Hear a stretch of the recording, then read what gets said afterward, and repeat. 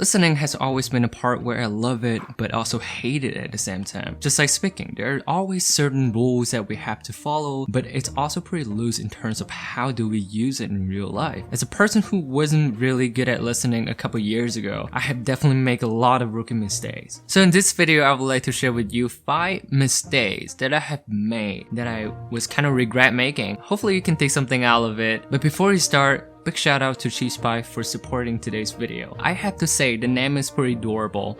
I like it. I personally tried out the course for the past a week now. So later in this video, I would like to share with you my overall learning experience with this course. Do I like it or not? Who would I recommend it to? So without further ado, let's get right into it. Watching TV shows and movies are not enough.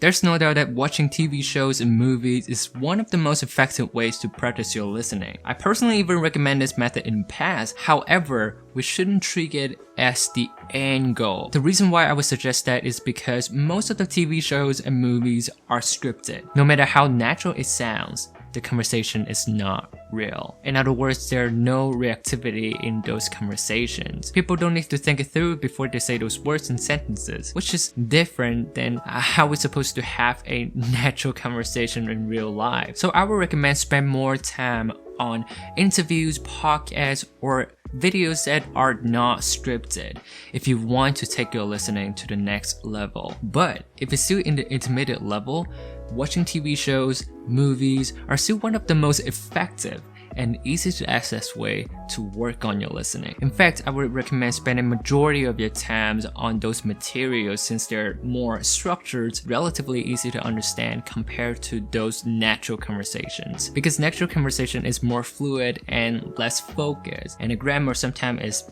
incorrect. But yeah, solely using TV shows and movies are not good enough if you want to take it to the next level. Take notes that are truly useful for yourself. It's actually a follow to my first point. So in the past, what I would do is take notes and write down sentences or words without thinking if those were truly useful for me or not. AIDS! You got me there! On top of one's tongue. That's not really how you say that though. It's on the tip of my tongue is pretty much the only way you would say that. What's the catch? You have a section for praising employees. We are very pleased with your work. Dinner's on me. This one you use. You're the boss. You asked for it. You have my word. You wanna bet? I'm down and out. Like I mentioned before, taking notes with purpose, not seeking help from a professional. Looking back, it's definitely something that I personally regret the most. In 2015, I took 4 IELTS exams, yet all my grades have stayed the same. Even though I put in at least 6 hours of work every day back then, I didn't work on the things that I need to improve. If I had a second chance, I would definitely seek for professional help at the beginning, then slowly building on my own study techniques and methods. If you have the budget, going to in-person lectures is always the way to go, but be sure to ask as many questions as possible. If your instructor is a non-native speaker, how do they work on their listening? How would they fix the problems that you have right now? If it's still at a beginner or intermediate level, online courses are also a good option. It's more affordable and flexible in terms of the time schedule. Cheese Pie, 知识派 is a dedicated listening platform from 百词斩. Recently, they have started an online listening courses called 20天懒人习惯养成课. It's a total of 48 yuan for the 20 days program. Even though it is definitely not as personalized as those one-on-one tutoring or in-person lectures, the course is able to provide some good tips and practice. Each lecture is focused on 4 criteria: 盲听、理解、脚本、检验. I personally appreciate the 理解 part a lot because it not only helps us to pick up the words and sentences, but also understand the conversations. All materials and practice are based on TV shows, movies, news, and radios, which is good for those who still in a beginner or intermediate level. But I personally wouldn't recommend for those of you who already passed that stage, you're already in an advanced level, this course is not for you. For each day, it usually takes me around 15 to 20 minutes to finish. By the way, you can also pick up 10 ebooks for free from them, so just saying.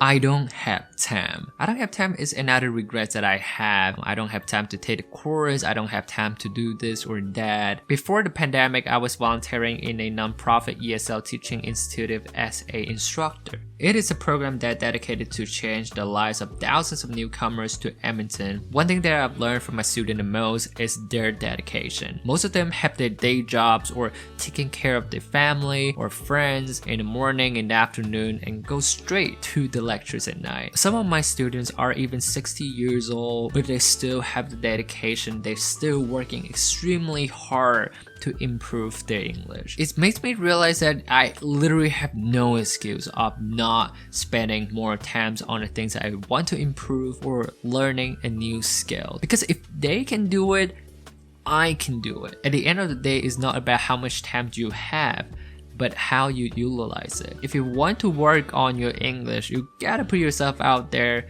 get out of your comfort zone, and get started. Sometimes it's not about your English.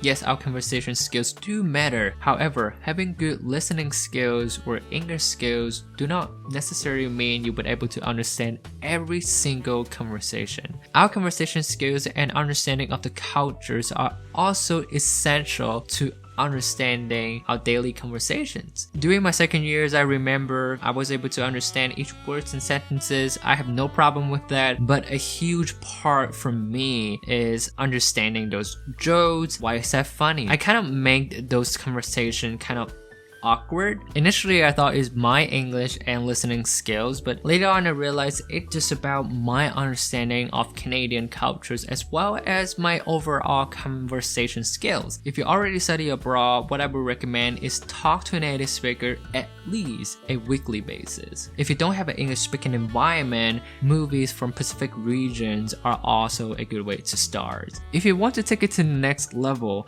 you can also listen to those like daily talk shows and podcasts. Those are extremely helpful as well. Yeah, so that's it for today's video, and thank you so much for watching. Be sure to like and subscribe and comment down below if you have any questions or suggestions or your recommendations. Yeah, so I will see you in the next one. Bye bye.